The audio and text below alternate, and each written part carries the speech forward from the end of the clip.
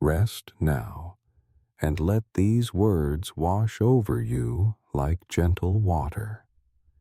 The voice of Christ speaks still, across all time, into this very moment where you are. He began by saying that the poor in spirit are blessed, for theirs is the kingdom of heaven. Those who mourn are blessed, for they will be comforted. The meek are blessed, for they will inherit the earth. Those who hunger and thirst for righteousness are blessed, for they will be filled. The merciful are blessed, for they will be shown mercy.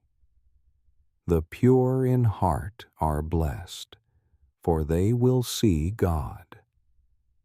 The peacemakers are blessed, for they will be called children of God. Those who are persecuted because of righteousness are blessed, for theirs is the kingdom of heaven. These words came from his mouth on a mountainside, and they still echo in your heart if you listen closely. He wanted you to know that the world's measure of blessing is not heaven's measure. What looks like weakness is often strength. What looks like loss is often gain. What looks like the end is often the beginning. He said, "You are the salt of the earth." But if salt loses its saltiness, how can it be made salty again? It is no longer good for anything except to be thrown out and trampled underfoot. You are the light of the world. A town built on a hill cannot be hidden. Neither do people light a lamp and put it under a bowl. Instead, they put it on its stand, and it gives light to everyone in the house. In the same way, let your light shine before others, that they may see your good deeds and glorify your Father in heaven. He was not telling you to boast or draw attention to yourself. He was telling you that goodness is meant to be lived openly, quietly, steadily. You do not need to announce your faith. You simply need to live it, and others will see the source of your light without you having to name it. He told them not to think he had come to abolish the law or the prophets.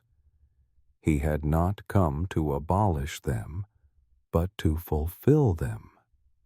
Truly, he told them, until heaven and earth disappear, not the smallest letter, not the least stroke of a pen, will by any means disappear from the law until everything is accomplished. Therefore, anyone who sets aside one of the least of these commands and teaches others accordingly will be called least in the kingdom of heaven. But whoever practices and teaches these commands will be called great in the kingdom of heaven. Then he went deeper. He said, "You have heard that it was said to the people long ago, 'You shall not murder,' and anyone who murders will be subject to judgment. But he said to you that anyone who is angry with a brother or sister will be subject to judgment.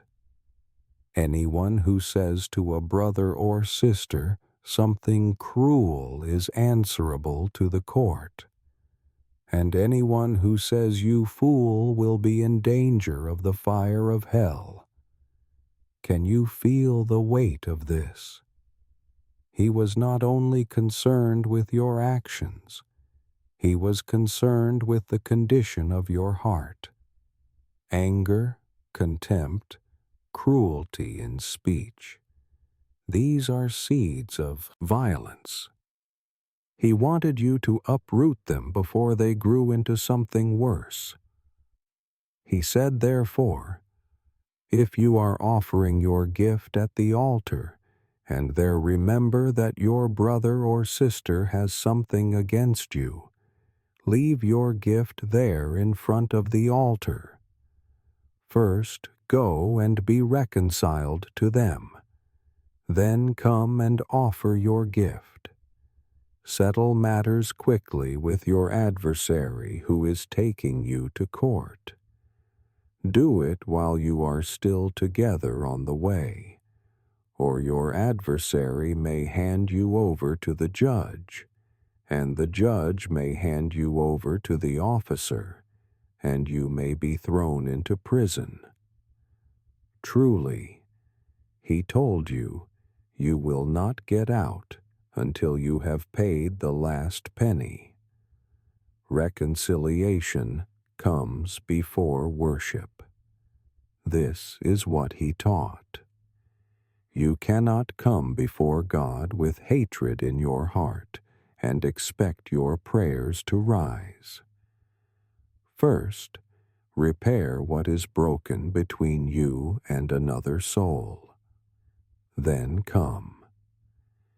He said, you have heard that it was said, you shall not commit adultery. But he told you that anyone who looks at a woman lustfully has already committed adultery with her in his heart. If your right eye causes you to stumble, gouge it out and throw it away. It is better for you to lose one part of your body than for your whole body to be thrown into hell. And if your right hand causes you to stumble, cut it off and throw it away. It is better for you to lose one part of your body than for your whole body to go into hell.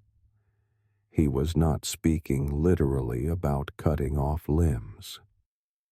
He was speaking about the seriousness of sin. He was telling you that sometimes you must make radical choices to protect your soul. Sometimes you must remove yourself from situations, relationships, habits that draw you away from righteousness. It may feel like losing a part of yourself, but it is better to lose what harms you than to lose yourself entirely. He also said, it has been said, anyone who divorces his wife must give her a certificate of divorce.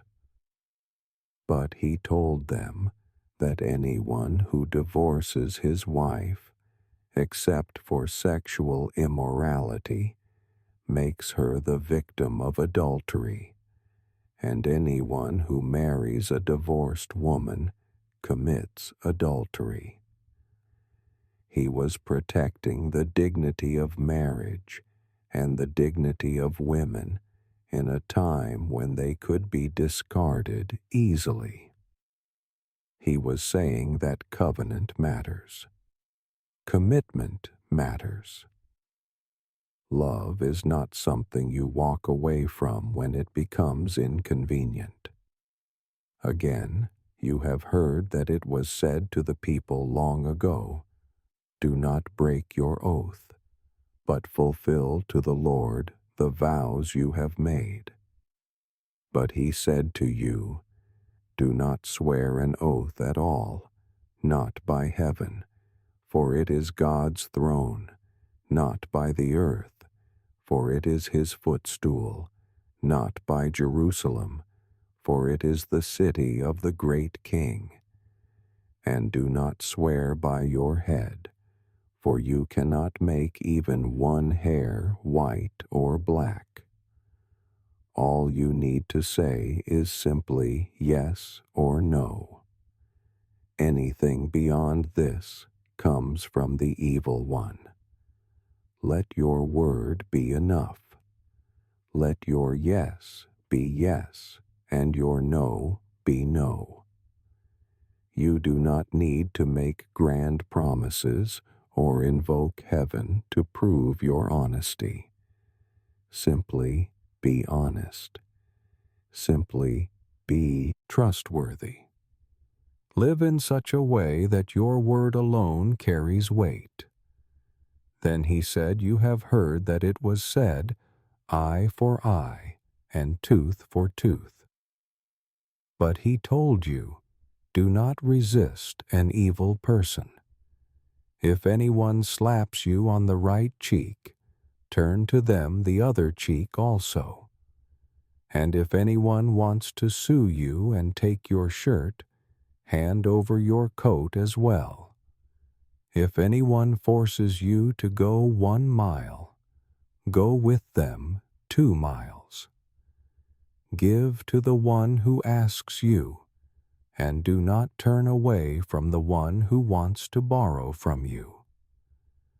This is perhaps one of the most challenging teachings he ever gave. It cuts against every instinct you have to protect yourself, to defend your dignity, to strike back when you are struck. But he was teaching you a different kind of power. The power of non-retaliation. The power of generosity even toward those who wrong you. He was teaching you that love is stronger than revenge, that grace is stronger than grudges. He said, "You have heard that it was said, 'Love your neighbor and hate your enemy.' But he told you, 'Love your enemies and pray for those who persecute you, that you may be children of your Father in heaven. He causes his sun to rise on the evil and the good, and sends rain on the righteous and the unrighteous.' If you love those who love you, what reward will you get? Are not even the tax collectors doing that? And if you greet only your own people, what are you doing more than others?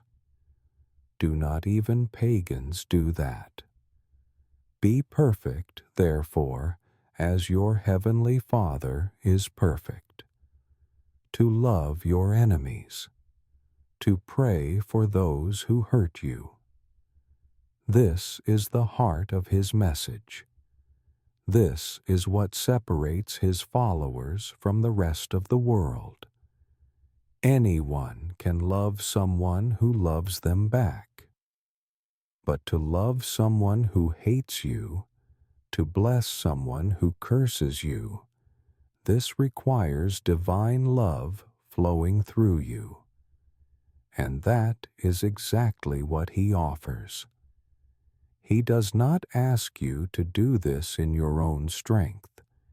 He asks you to let his love flow through you.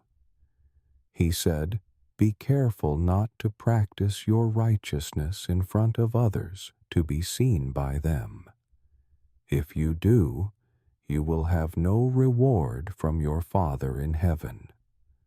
So when you give to the needy, do not announce it with trumpets, as the hypocrites do in the synagogues and on the streets, to be honored by others. Truly, he told you, they have received their reward in full. But when you give to the needy, do not let your left hand know what your right hand is doing, so that your giving may be in secret. Then your Father, who sees what is done in secret, will reward you. Your acts of kindness are not performances. They are private offerings between you and God. When you help someone, you are not collecting praise or building a reputation. You are simply loving as He loved, and He sees, even when no one else does. He sees, and that is enough. And when you pray, do not be like the hypocrites, for they love to pray standing in the synagogues and on the street corners to be seen by others. Truly, He told you, they have received their reward in full. But when you pray, go into your room, close the door, and pray to your Father, who is unseen. Then your Father, who sees what is done in secret, will reward you. And when you pray, do not keep on babbling like pagans, for they think they will be heard because of their many words. Do not be like them, for your Father knows what you need before you ask Him. Prayer is not about impressing others. It is not about using the right words or praying long enough to seem spiritual. Prayer is simply coming before your Father with an open heart. He already knows what you need. He is not waiting for you to convince Him or inform Him. He is waiting for you to trust Him, to rest in His presence, to pour out your heart, and then listen. Then He taught them how to pray. He said, "This is how you should pray. Our Father in heaven, hallowed be your name. Your kingdom come. Your will be done, on earth as it is in heaven. Give us today our daily bread, and forgive us our debts, as we also have forgiven our debtors. And lead us not into temptation, but deliver us from the evil one." This prayer is simple, but it contains everything. It begins with worship. It acknowledges God as Father, as holy, as sovereign. It surrenders to His will. It asks for what is needed today, not hoarding or worrying about tomorrow. It seeks forgiveness and offers forgiveness. It asks for protection and deliverance. In these few lines, He gave you a pattern for every prayer you will ever need to pray. He said, "For if you forgive other people when they sin against you, your heavenly Father will also forgive you. But if you do not forgive others their sins, your Father will not forgive your sins." Forgiveness is not optional. It is essential. You cannot receive what you will not give. You cannot ask for mercy while withholding it from others. This does not mean that what was done to you was acceptable. It means that you release the person from your judgment and entrust them to God's justice. You let go of the bitterness that is poisoning you. You choose freedom over resentment. When you fast, He said, do not look somber as the hypocrites do, for they disfigure their faces to show others they are fasting. Truly, He told you they have received their reward in full. But when you fast, Put oil on your head and wash your face, so that it will not be obvious to others that you are fasting, but only to your Father who is unseen. And your Father, who sees what is done in secret, will reward you. Even your sacrifices are meant to be private. Even your spiritual disciplines are between you and God. You do not fast to be admired. You fast to draw near to Him. You do not deprive yourself to prove something to others. You deprive yourself to make room for Him. He said, "Do not store up for yourselves treasures on earth, where moths and vermin destroy, and where thieves break in and steal. But store up for yourselves treasures in heaven, where moths and vermin do not destroy, and where thieves do not break in and steal. For where your treasure is, there your heart will be also. What you value will shape your life. If you treasure money, possessions, status, your heart will be anchored to things that will not last. But if you treasure love, faithfulness, mercy, service to God, your heart will be anchored to what is eternal. And one day, when everything else fades, what you treasured in heaven will remain. The eye is the lamp of the body, He said. If your eyes are healthy, your whole body will be full of light. But if your eyes are unhealthy, your whole body will be full of darkness. If then the light within you is darkness, how great is that darkness? What you focus on fills you. If you focus on what is good, true, beautiful, you will be full of light. If you focus on what is corrupt, bitter, harmful, you will be full of darkness.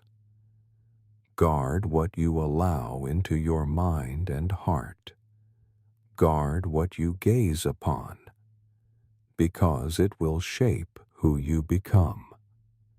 No one can serve two masters, He said. Either you will hate the one and love the other, or you will be devoted to the one and despise the other. You cannot serve both God and money. You must choose. You cannot have divided loyalty. You cannot say you follow God while your true allegiance is to wealth, comfort, security. He will not share your heart with an idol. He asks for all of you, not because He is demanding, but because anything less will leave you torn and empty. Therefore, He told you, do not worry about your life, what you will eat or drink, or about your body, what you will wear. Is not life more than food, and the body more than clothes? Look at the birds of the air. They do not sow or reap or store away in barns, and yet your heavenly Father feeds them. Are you not much more valuable than they? Can any one of you by worrying add a single hour to your life? He was not telling you to be irresponsible. He was telling you to trust. The birds do not hoard or panic, and yet they are fed. You are far more precious to God than birds. If He cares for them, how much more does He care for you? Worry does not add to your life. It only steals from it. So release your anxiety into His hands. And why do you worry about clothes? He asked. See how the flowers of the field grow. They do not labor or spin. Yet He told you that not even Solomon in all his splendor was dressed like one of these. If that is how God clothes the grass of the field, which is here today and tomorrow is thrown into the fire, will He not much more clothe you, you of little faith? The lilies do not strive or stress, and yet they are beautiful. God adorns them without effort. He will adorn you too. He will provide what you need. You do not have to chase and grasp and fear. You simply have to trust Him. So do not worry, saying, "What shall we eat?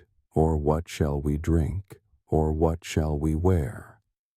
For the pagans run after all these things, and your heavenly Father knows that you need them. But seek first His kingdom and His righteousness, and all these things will be given to you as well. Therefore do not worry about tomorrow, for tomorrow will worry about itself. Each day has enough trouble of its own. Seek Him first. Put Him at the center. Pursue His kingdom and His ways above everything else.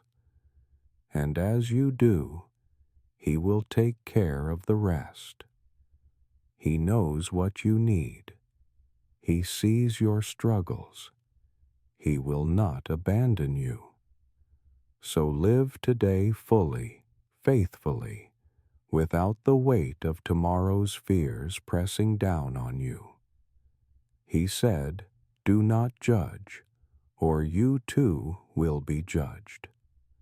For in the same way you judge others, you will be judged, and with the measure you use, it will be measured to you.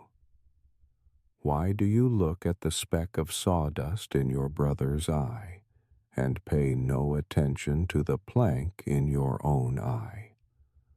How can you say to your brother, 'Let me take the speck out of your eye,' when all the time there is a plank in your own eye? You hypocrite, first take the plank out of your own eye, and then you will see clearly to remove the speck from your brother's eye. It is so easy to see the faults of others, and so hard to see your own. It is so easy to criticize, and so hard to examine yourself.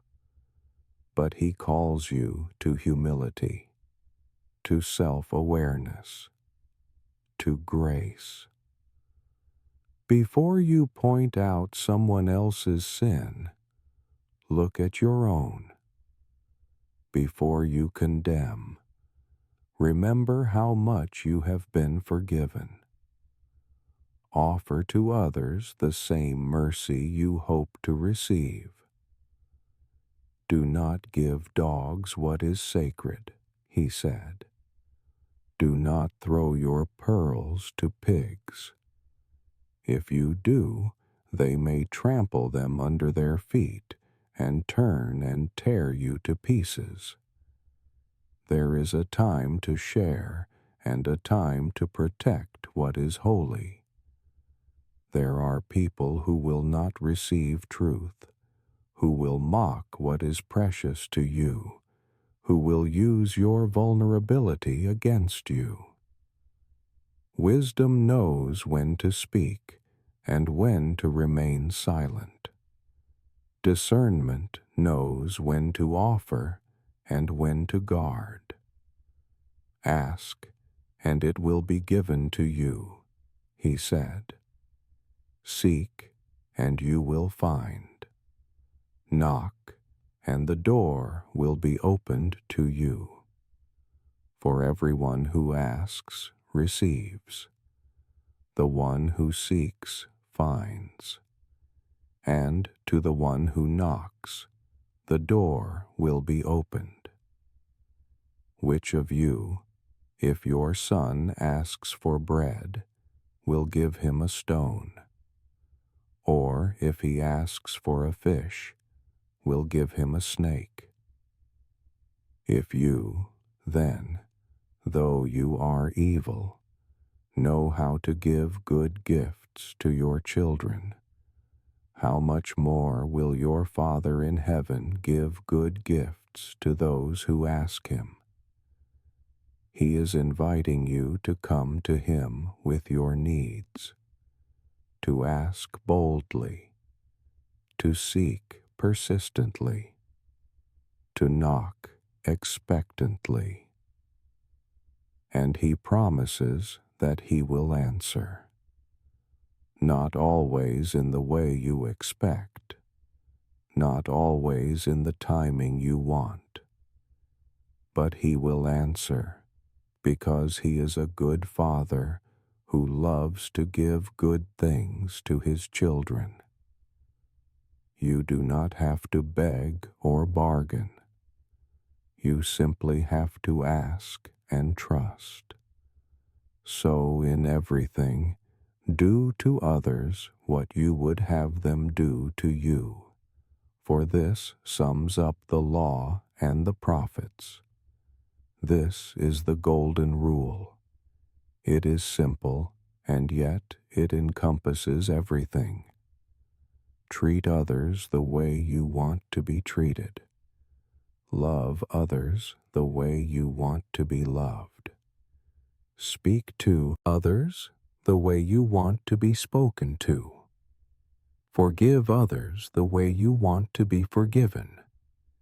If you live by this, you will fulfill everything God has asked of you. Enter through the narrow gate, he said. For wide is the gate, and broad is the road that leads to destruction, and many enter through it. But small is the gate, and narrow the road that leads to life, and only a few find it. The easy path is not always the right path. The popular way is not always the true way. Following him requires sacrifice, discipline, surrender. It requires saying no to what the world offers and yes to what he offers. It is a narrow road, but it leads to life. Real, eternal, abundant life. Watch out for false prophets, he warned. They come to you in sheep's clothing, but inwardly they are ferocious wolves. By their fruit you will recognize them.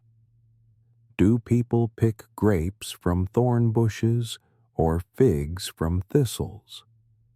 Likewise, every good tree bears good fruit, but a bad tree bears bad fruit. A good tree cannot bear bad fruit, and a bad tree cannot bear good fruit. Every tree that does not bear good fruit is cut down and thrown into the fire. Thus, by their fruit you will recognize them. You will know the truth of someone's life, not by their words, but by their fruit. Not by their claims, but by their character. Not by their reputation, but by their actions over time. Look at what their life produces. Does it produce love, peace, kindness, integrity, Or does it produce division, manipulation, harm? The fruit reveals the root. Not everyone who says to him, Lord, Lord, will enter the kingdom of heaven, but only the one who does the will of his Father who is in heaven. Many will say to him on that day, Lord, Lord, did we not prophesy in your name, and in your name drive out demons, and in your name perform many miracles? Then he will tell them plainly, I never knew you. Away from me, you evildoers. Words are not enough. Religious activity is not enough. Even miracles are not enough. What matters is whether you truly know him and obey him. What matters is whether your life is surrendered to his will. You can do impressive things in his name and still be far from him. Or you can live quietly, humbly, faithfully, and be deeply connected to him. He knows the difference. Therefore, everyone who hears these words of his and puts them into practice is like a wise man who built his house on the rock. The rain came down, the streams rose, and the winds blew and beat against that house. Yet it did not fall, because it had its foundation on the rock. But everyone who hears these words of his and does not put them into practice is like a foolish man who built his house on sand. The rain came down, the streams rose, and the winds blew and beat against that house, and it fell with a great crash. The storms will come, that is certain. Life will test you. Tragedy will strike. Trials will come. The question is not whether you will face storms, but whether your foundation will hold. If you build your life on his words, if you obey what he teaches, you will stand. But if you hear and do not obey, if you know the truth but do not live it, you will fall. Build on the rock. Build on him. When Jesus came down from the mountainside, large crowds followed him. A man with leprosy came and knelt before him and said, Lord, if you are willing, you can make me clean. Jesus reached out his hand and touched the man. I am willing, he said. Be clean. Immediately he was cleansed of his leprosy. He was willing. He is willing. Whatever you are carrying, whatever isolates you, whatever makes you feel unclean or unworthy, he is willing to heal you. He does not recoil from your brokenness. He reaches out and touches it. He speaks life over it. He says, Be clean.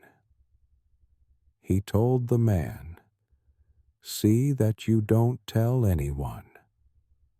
But go, show yourself to the priest, and offer the gift Moses commanded as a testimony to them. Even in healing, he pointed people back to God, back to obedience, back to community. He did not heal for applause. He healed for restoration. When Jesus had entered Capernaum, a centurion came to him, asking for help.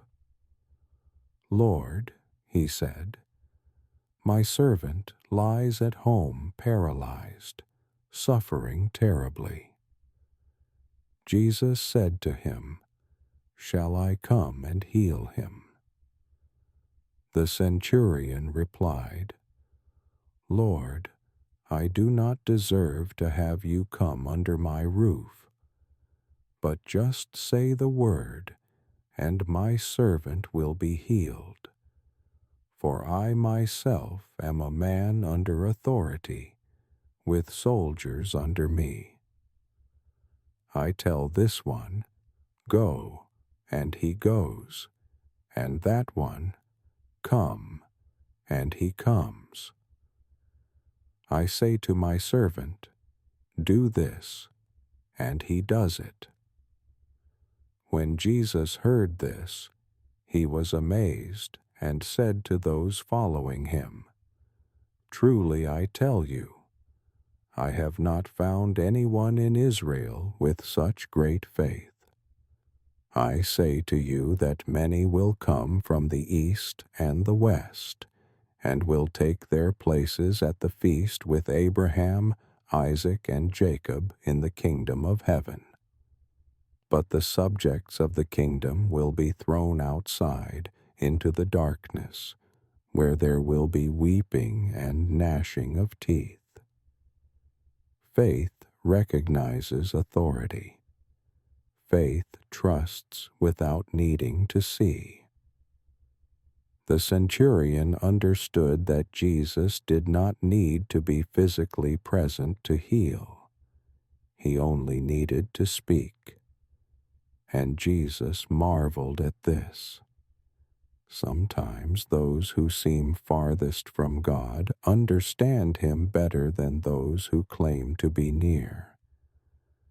Then Jesus said to the centurion, "Go. Let it be done just as you believed it would." And his servant was healed at that moment. Your faith matters. What you believe shapes what you receive. Not because God is limited, but because faith opens the door to his power. Trust him, believe him, and watch what he does. When Jesus came into Peter's house, he saw Peter's mother-in-law lying in bed with a fever. He touched her hand, and the fever left her, and she got up and began to wait on him. He heals so you can serve. He restores so you can give. When he touches your life and lifts you up, it is not just for your benefit. It is so you can pour out what you have received. When evening came, many who were demon-possessed were brought to him, and he drove out the spirits with a word and healed all the sick. This was to fulfill what was spoken through the prophet Isaiah. He took up our infirmities and bore our diseases. He carried what you could not carry. He bore what you could not bear. Every sickness, every sorrow, every burden. He took it upon himself so you could be free. And he still does this. He still takes what is too heavy for you. He still heals what is broken in you. When Jesus saw the crowd around him, he gave orders to cross to the other side of the lake. Then a teacher of the law came to him and said, "Teacher, I will follow you wherever you go." Jesus replied, "Foxes have dens, and birds have nests, but the Son of Man has no place to lay his head." Following him is costly. He was honest about this. He did not promise comfort or security. He promised himself. And for those who truly want him, that is enough. Another disciple said to him, "Lord, first let me go and bury my father." But Jesus told him, "Follow me, and let the dead bury their own dead." He was not being cruel. He was calling the man to prioritize the kingdom, to recognize that spiritual life is urgent, that some moments cannot be delayed, that following Jesus requires immediate, wholehearted commitment. The call to follow him is the most important call you will ever receive, and it asks for your first loyalty, not your leftover time. Then he got into the boat, and his disciples followed him. Suddenly a furious storm came up on the lake, so that the waves swept over the boat. But Jesus was sleeping. The disciples went and woke him, saying, "Lord, save us. We're going to drown." He replied, "You of little faith, why are you so afraid?" Then he got up and rebuked the winds and the waves, and it was completely calm. He is with you in the storm, even when it seems like he is asleep, even when it seems like he is not paying attention. He is there. And when you cry out, he will rise. He will speak. He will calm what is raging around you. Do not be afraid. He is in your boat. The men were amazed and asked, "What kind of man is this? Even the winds and the waves obey him." What kind of man indeed? The kind who has authority over nature. The kind who can speak peace into chaos. The kind who is fully God and fully present with you. That is who he is. When he arrived at the other side in the region of the Gadarenes, 2 demon-possessed men coming from the tombs met him. They were so violent that no one could pass that way. "What do you want with us, Son of God?" they shouted. "Have you come here to torture us before the appointed time?" Some distance from them, a large herd of pigs was feeding. The demons begged Jesus, "If you drive us out, send us into the herd of pigs." He said to them, "Go."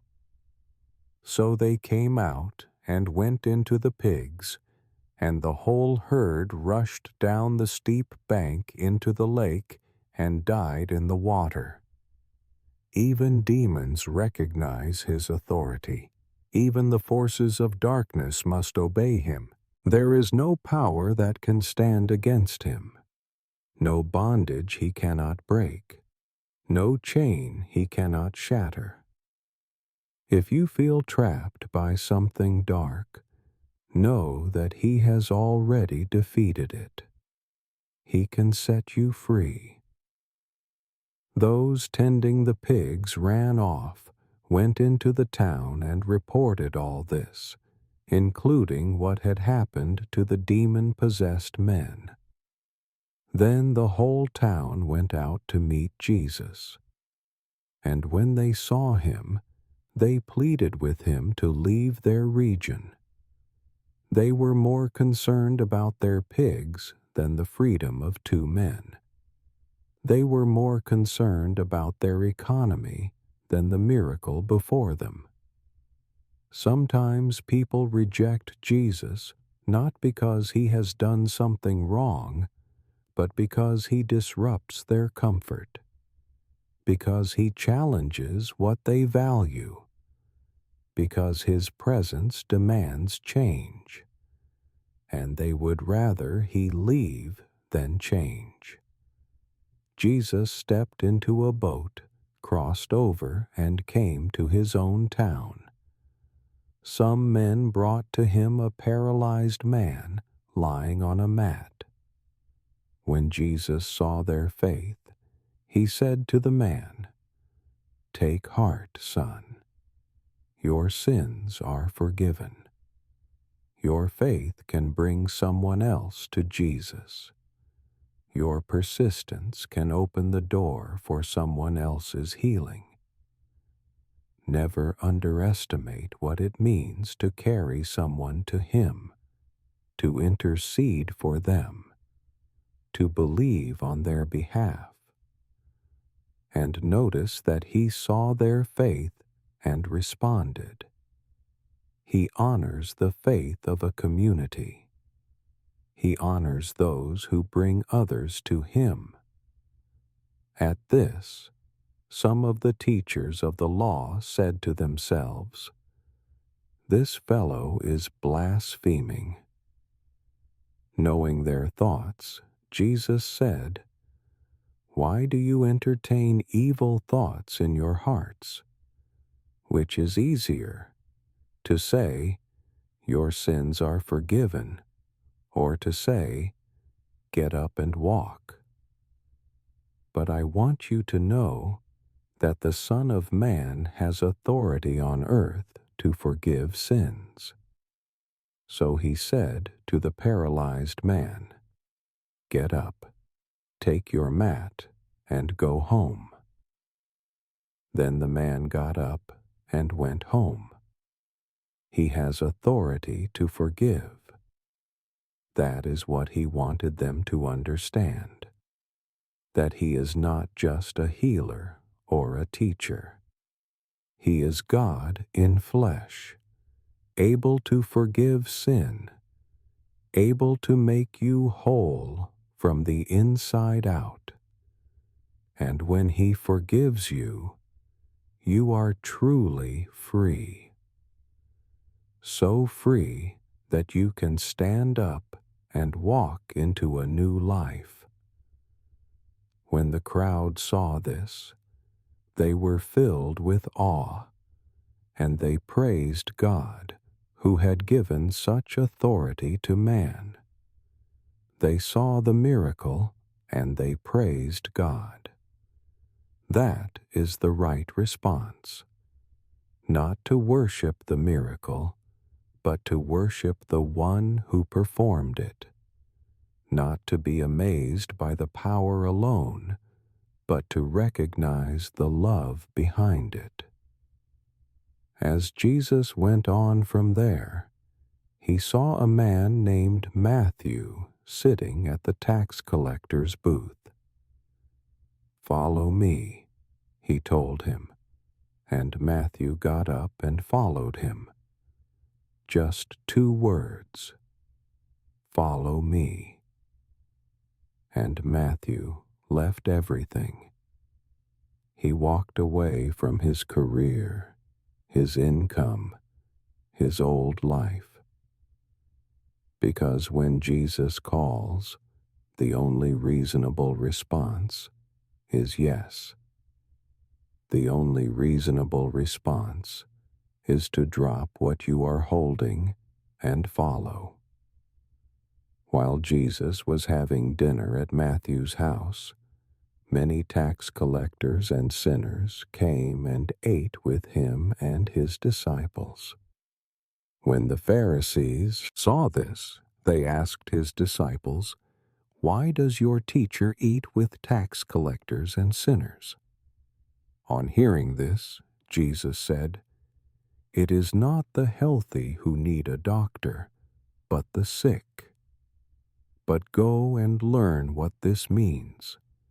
I desire mercy, not sacrifice, for I have not come to call the righteous, but sinners. He came for the broken, the outcast, the ones who know they need help. He did not come to sit with the self-righteous. He came to sit with the humble, the hurting, the ones who know they are in need of grace. And if you feel like you are too far gone, too messed up, too unworthy, you are exactly the kind of person he came for. He wants mercy, not performance. He wants your heart, not your perfection. Then John's disciples came and asked him, "How is it that we and the Pharisees fast often, but your disciples do not fast?" Jesus answered, "How can the guests of the bridegroom mourn while he is with them? The time will come when the bridegroom will be taken from them. Then they will fast. No one sews a patch of unshrunk cloth on an old garment, for the patch will pull away from the garment, making the tear worse. Neither do people pour new wine into old wineskins. If they do, the skins will burst. The wine will run out, and the wineskins will be ruined. No, they pour new wine into new wineskins, and both are preserved." He was bringing something new, something that could not be contained in old structures or old ways of thinking. He was not just reforming religion. He was offering a relationship, and that requires a new heart, a new mindset, a new way of living. You cannot try to fit him into your old life. You have to let him make you new. While he was saying this, a synagogue leader came and knelt before him and said, "My daughter has just died, but come and put your hand on her, and she will live." Jesus got up and went with him, and so did his disciples. Even death is not the end when Jesus is present. Even the most hopeless situation can be redeemed. This father believed, and Jesus responded. He will respond to your faith too, no matter how impossible your situation seems. Just then, a woman who had been subject to bleeding for 12 years came up behind him and touched the edge of his cloak. She said to herself, "If I only touch his cloak, I will be healed." Jesus turned and saw her. "Take heart, daughter," he said. "Your faith has healed you." And the woman was healed at that moment. She had suffered for 12 years. She had been isolated, desperate, hopeless. But she believed that even the smallest contact with him would be enough. And it was. He did not dismiss her. He called her daughter. He affirmed her faith. He made her whole. You do not need a grand gesture or perfect words. You only need to reach out and touch him. When Jesus entered the synagogue leader's house and saw the noisy crowd and people playing pipes, he said, "Go away. The girl is not dead, but asleep." But they laughed at him. After the crowd had been put outside, he went in and took the girl by the hand, and she got up. News of this spread through all that region. He speaks life. He takes death by the hand and raises it. And he can do the same for whatever has died in you, whatever hope you have buried, whatever dream you have mourned. He can speak to it and raise it again. Do not listen to those who laugh at your faith. Listen to him. As Jesus went on from there, 2 blind men followed him, calling out, "Have mercy on us, Son of David." When he had gone indoors, the blind men came to him, and he asked them, "Do you believe that I am able to do this?" "Yes, Lord," they replied. Then he touched their eyes and said, "According to your faith, let it be done to you." And their sight was restored. He asks you the same question. Do you believe he is able? Do you truly trust him? Your faith is not what earns his help, but it is what opens the door to receive it. Believe, trust, and let it be done according to your faith. While they were going out, a man who was demon-possessed and could not talk was brought to Jesus. And when the demon was driven out, the man who had been mute spoke. The crowd was amazed and said, "Nothing like this has ever been seen in Israel." But the Pharisees said, "It is by the prince of demons that he drives out demons." They witnessed a miracle and still refused to see. They saw goodness and called it evil.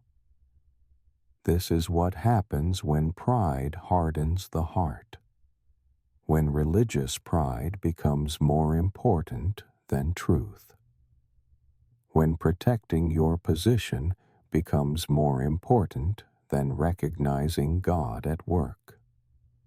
Do not let this be you.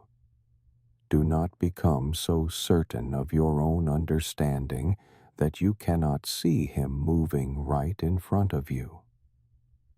Jesus went through all the towns and villages, teaching in their synagogues, proclaiming the good news of the kingdom and healing every disease and sickness.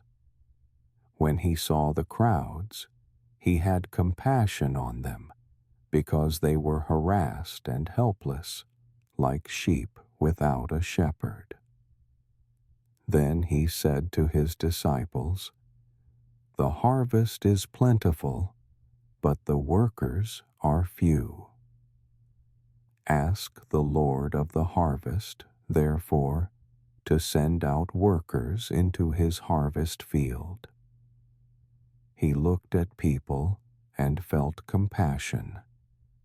He saw their lostness, their weariness, their need. And he still sees.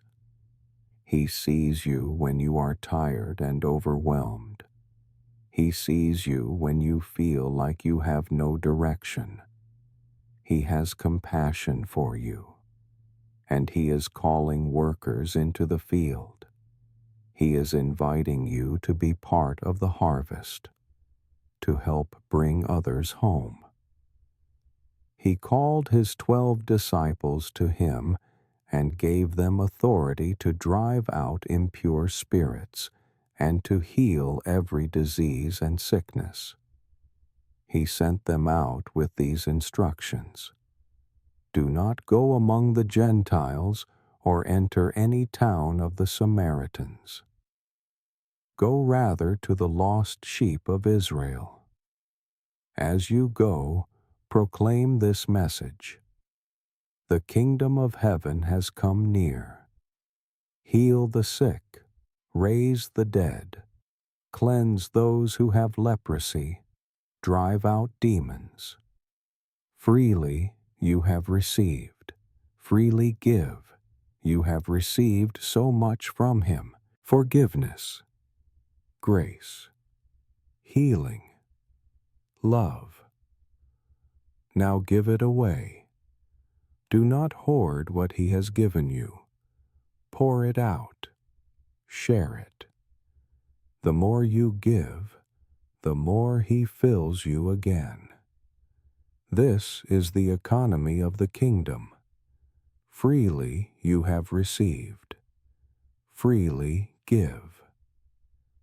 Do not get any gold or silver or copper to take with you in your belts, he told them. Do not take a bag for the journey, or extra shirt, or sandals, or a staff, for the worker is worth his keep. Whatever town or village you enter, search there for some worthy person and stay at their house until you leave. As you enter the home, give it your greeting. If the home is deserving, let your peace rest on it. If it is not, let your peace return to you.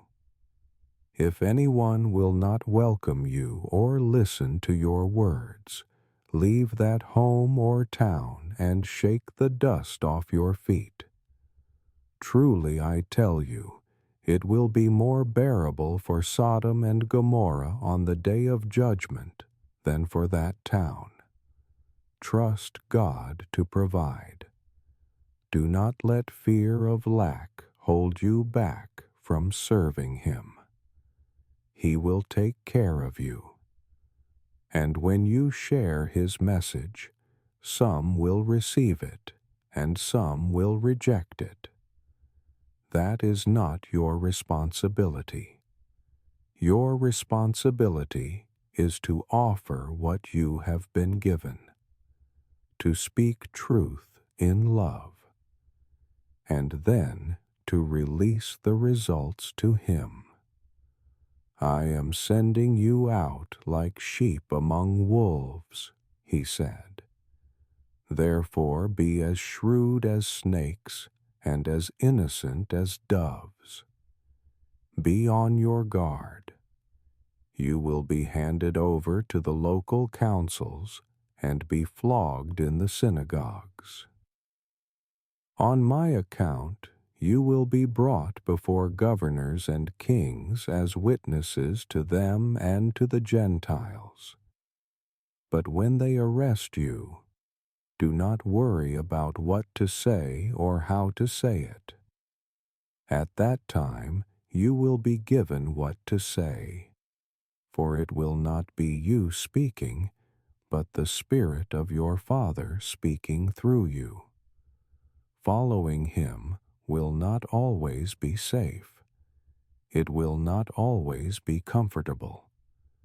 There will be opposition. There will be persecution. But he does not send you out unprepared. He sends his Spirit with you. And when you need words, he will give them. When you need strength, he will supply it. You are not alone in this. Brother will betray brother to death, and a father his child.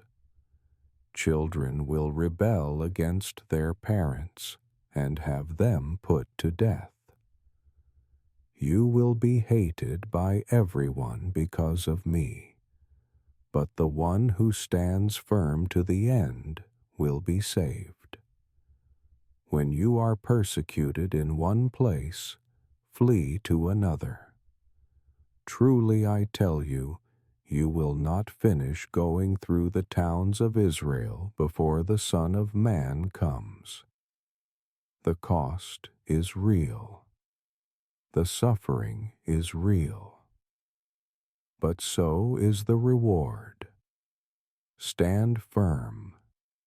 Do not give up. Do not recant. What you are holding on to is worth more than your comfort, more than your reputation, more than your life. And he promises that the one who endures to the end will be saved. The student is not above the teacher, nor a servant above his master. It is enough for students to be like their teachers, and servants like their masters. If the head of the house has been called Beelzebul, how much more the members of his household? So do not be afraid of them, for there is nothing concealed that will not be disclosed, or hidden that will not be made known. What I tell you in the dark, speak in the daylight. What is whispered in your ear, proclaim from the roofs. Do not be afraid of those who kill the body, but cannot kill the soul. Rather, be afraid of the one who can destroy both soul and body in hell. People may slander you. They may lie about you. They may try to destroy your name. But the truth will come out. What is hidden will be revealed. So speak boldly. Do not let fear silence you. The worst they can do is kill your body. They cannot touch your soul. God holds your soul, and He is the only one you need to fear in the sense of reverent awe and accountability. Are not 2 sparrows sold for a penny? He asked. Yet not one of them will fall to the ground outside your Father's care, and even the very hairs of your head are all numbered. So don't be afraid. You are worth more than many sparrows. If God cares about sparrows, how much more does He care about you? He knows the number of hairs on your head. He knows every detail of your life, every worry, every need, every fear. You are precious to Him. You are worth more than you can imagine. Do not be afraid. Whoever acknowledges me before others, I will also acknowledge before my Father in heaven. But whoever disowns me before others, I will disown before my Father in heaven. Your confession matters. Your public witness matters. You cannot follow Him in secret and expect to share in His glory. If you truly belong to Him, you will not be ashamed to say so. You will not hide your faith when it is uncomfortable. You will stand up and say, I am His. And He will stand up in heaven and say, they are mine. Do not suppose that I have come to bring peace to the earth, He said. I did not come to bring peace, but a sword. For I have come to turn a man against his father, a daughter against her mother, a daughter-in-law against her mother-in-law. A man's enemies will be the members of his own household. Anyone who loves their father or mother more than me is not worthy of me. Anyone who loves their son or daughter more than me is not worthy of me. Whoever does not take up their cross and follow me is not worthy of me. Whoever finds their life will lose it, and whoever loses their life for my sake will find it. He does not promise that following him will make your life easier. He promises that following him will sometimes divide you from those you love, because not everyone will choose him, and when you do, it may set you apart. It may bring conflict, but he must come first, even before family, even before your own life. Take up your cross. Lose your life for his sake, and you will find a life more real, more abundant, more eternal than anything you gave up. Anyone who welcomes you welcomes me, he said, and anyone who welcomes me welcomes the one who sent me.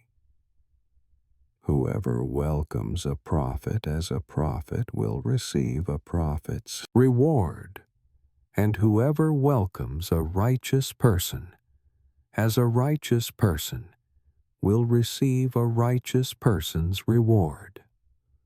And if anyone gives even a cup of cold water to one of these little ones who is my disciple, truly I tell you, that person will certainly not lose their reward.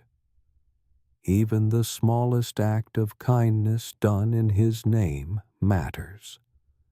Even a cup of cold water, even a kind word, even a moment of hospitality. God sees it. God rewards it. Do not think that your small acts of love go unnoticed. They are seen. They are cherished. They matter in the kingdom. After Jesus had finished instructing his 12 disciples, he went on from there to teach and preach in the towns of Galilee.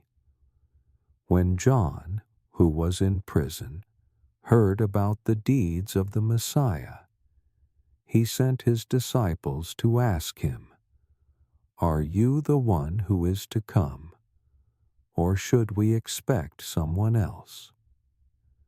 Jesus replied, "Go back and report to John what you hear and see. The blind receive sight, the lame walk, those who have leprosy are cleansed, the deaf hear, the dead are raised, and the good news is proclaimed to the poor. Blessed is anyone who does not stumble on account of me." Even John the Baptist had moments of doubt. Even the one who prepared the way for Jesus wondered if he had been right, and Jesus did not condemn him for it. He simply pointed to the evidence. Look at what is happening. Look at the fruit. The miracles confirm who I am, and blessed are those who do not let their doubts cause them to walk away. Doubt is not the opposite of faith. Unbelief is.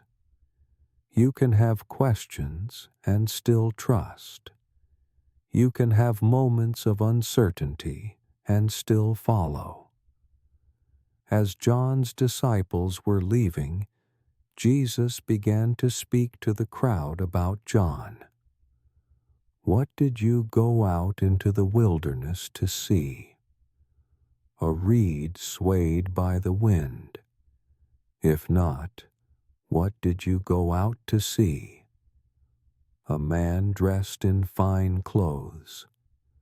No, those who wear fine clothes are in kings' palaces. Then what did you go out to see? A prophet? Yes, I tell you, and more than a prophet. This is the one about whom it is written, I will send my messenger ahead of you, who will prepare your way before you. Truly I tell you, among those born of women, there has not risen anyone greater than John the Baptist. Yet whoever is least in the kingdom of heaven is greater than he. John was great, greater than any prophet before him. But even the least in the kingdom of heaven is greater than John, because the kingdom brings a new reality, a new access, a new relationship with God. You are part of that kingdom. You have been invited into something greater than what even the prophets experienced. Do not underestimate the privilege of living in this moment, of knowing Jesus, of being called his own. From the days of John the Baptist until now, the kingdom of heaven has been subjected to violence, and violent people have been raiding it. For all the prophets and the law prophesied until John. And if you are willing to accept it, he is the Elijah who was to come. Whoever has ears, let them hear. The kingdom is advancing, and it requires those who will pursue it with passion, with urgency, with everything they have. Do not be passive about your faith. Do not be lukewarm. Press in. Seek. Fight for it.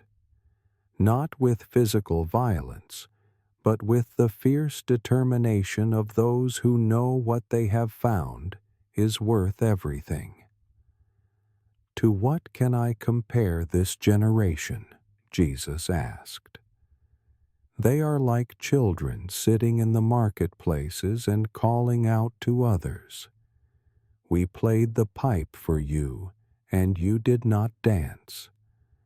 We sang a dirge, and you did not mourn. For John came neither eating nor drinking, and they say, he has a demon. The Son of Man came eating and drinking, and they say, here is a glutton and a drunkard, a friend of tax collectors and sinners. But wisdom is proved right by her deeds. Some people will never be satisfied. You cannot please everyone. John came fasting, and they criticized him. Jesus came feasting, and they criticized him. Do not spend your life trying to meet the expectations of those who have already decided not to believe. Live for God. Seek his approval, and let wisdom be proved right by what it produces. Then Jesus began to denounce the towns in which most of his miracles had been performed, because they did not repent. Woe to you, Chorazin!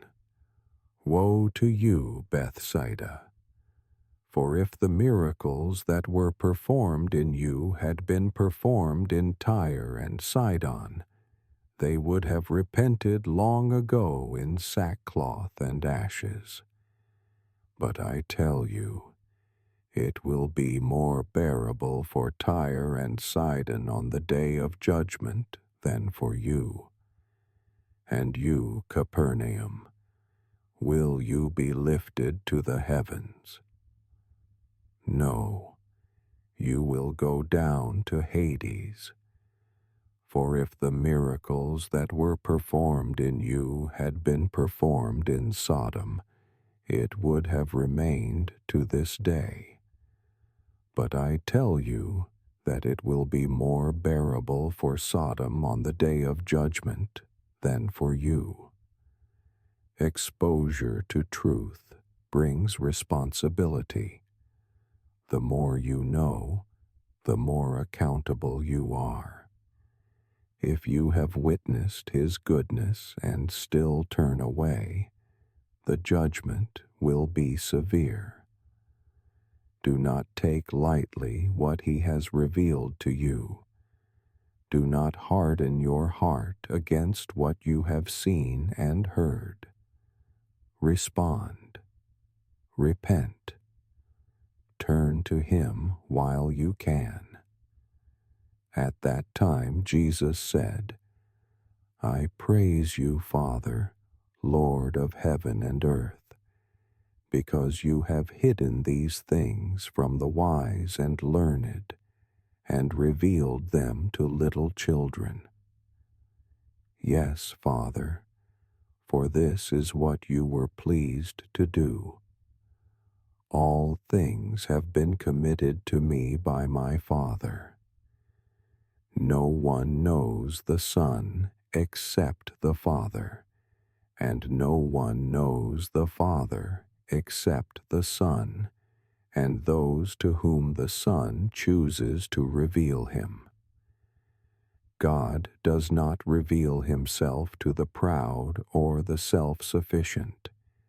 He reveals himself to the humble, to those who come like children, to those who admit they do not have all the answers. If you want to know God, do not come with your credentials or your intellect. Come with humility. Come with openness. Come like a child. Then he said something so tender, so beautiful, that it has echoed through the centuries and brought comfort to countless weary souls. Come to me, all you who are weary and burdened, and I will give you rest. Take my yoke upon you and learn from me, for I am gentle and humble in heart, and you will find rest for your souls. For my yoke is easy, and my burden is light. Come to him, not when you have cleaned yourself up, not when you have figured everything out. Come now, come weary, come burdened, come exhausted and overwhelmed. He will give you rest, not just physical rest, but soul rest. The kind of rest that goes deeper than sleep. The kind of rest that comes from knowing you are loved, you are held, you are safe. His yoke is easy, his burden is light, because he carries it with you, because he is gentle, because he is humble. Come to him. In these teachings of Jesus Christ, I hope you take it all to heart. Follow us and subscribe if you want to hear more heavenly wisdom.